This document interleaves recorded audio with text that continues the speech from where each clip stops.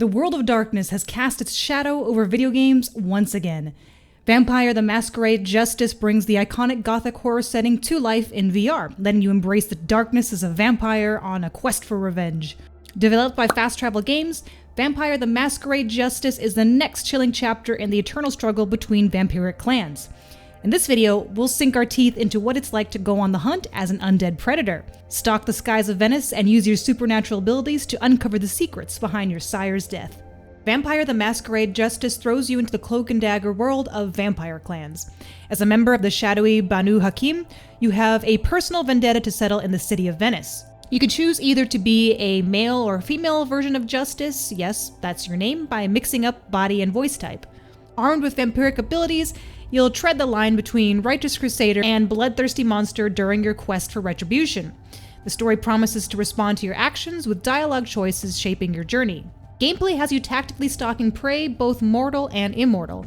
Supernatural powers like shadow traps and cloak of shadows enable stealthy takedowns and make you a predator of the night. With the world of darkness as its backdrop, Vampire the Masquerade Justice brings the hunger and paranoia of unlife to next-gen VR. Will you uphold your clan's codes or descend into the monster within? The choice is yours.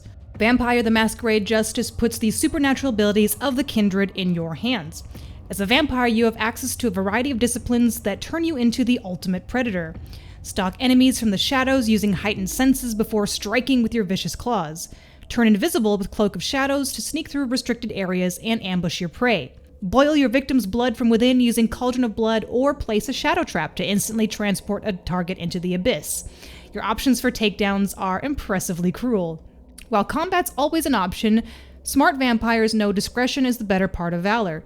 Choose whether to kill, sneak past foes entirely, or use your vampiric skills to convince them to stand down. Quickly traverse areas with Blink, an ability that lets you teleport short distances in the blink of an eye, or take to the rooftops and climb up buildings using your clawed hands and agility.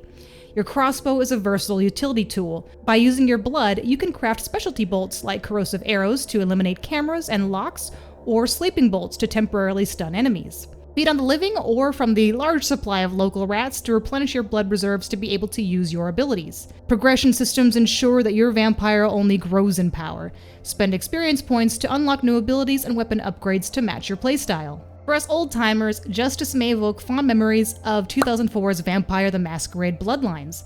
While both are set in the iconic world of darkness, there are some key differences. In Bloodlines, you created your own vampire from scratch, customizing their clan, attributes, disciplines, and more. Justice takes more of a defined route, casting you as a member of the Banu Hakim on a personal quest for revenge. Your vampire is already established rather than a blank slate neonate. Where Bloodlines lets you inhabit the diverse vampire factions of LA, Justice keeps the focus on a core revenge tale set in Venice. Narrative choice still factors in, but you're bound to the main character. So while Justice won't have Bloodlines' emphasis on RPG customization, it channels that same World of Darkness vibe into an intense VR horror action experience. After spending some time prowling the shadows of Vampire the Masquerade Justice, I came away impressed, but still saw areas for improvement. On the positive side, the diverse supernatural powers and abilities make for thrilling vampire gameplay. Stealth is engaging and fun, and I'm not even the kind of person who usually chooses stealth. Despite the linear story, the game does a decent job feeling like an open world. And who doesn't love the morbid fun of chowing down on rats or tearing into necks for blood? However, some issues need to be addressed.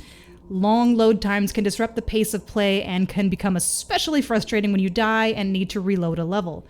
The intricacies of vampire abilities don't always translate perfectly into VR, making selecting arrows or sneaking up on enemies sometimes clumsy. I also found checking your blood hunger a little awkward because you have to bend your wrists in a weird way. I do wish you could take a more RPG route by creating your own vampire rather than playing the established character of Justice, but I get that the defined narrative allows for a carefully crafted revenge tale. You can influence dialogue options and some extras. In certain instances, the game offers you options of responding nicely, mean, or with intimidation if you have the skill unlocked. Part of being an effective predator is gaining the high ground, so expect to be climbing pipes and using abilities like Blink to get above enemies for stealthy takedowns a lot. Elevation is key. Exploring Venice will reveal hidden collectibles and side areas. There are multiple types of collectibles, from hanging discs that require corrosive bolts to destroy, to items that unlock more history. You can visit your collected loot in Pietro's hideout. Some missions also give you bonus objectives to not kill any mortals and to get through the mission completely unscathed for some extra XP. So while refinements are needed, Vampire the Masquerade Justice sinks its teeth into the world of darkness in promising fashion. I emerged from the shadows, thirsting for more. After prowling the darkness of Vampire the Masquerade Justice, I'm left both impressed, yet aware that this undead predator still has room to grow. The diverse vampire powers and abilities make for thrilling, stealthy gameplay. Side challenges gives the linear narrative some replay value. And channeling your inner vampire through neck bites and rack snacks provides morbid fun. But issues like lengthy load times and finicky ability controls at times need a bit more refining in my opinion. The set protagonist also limits some potential for RPG customization if you're into that.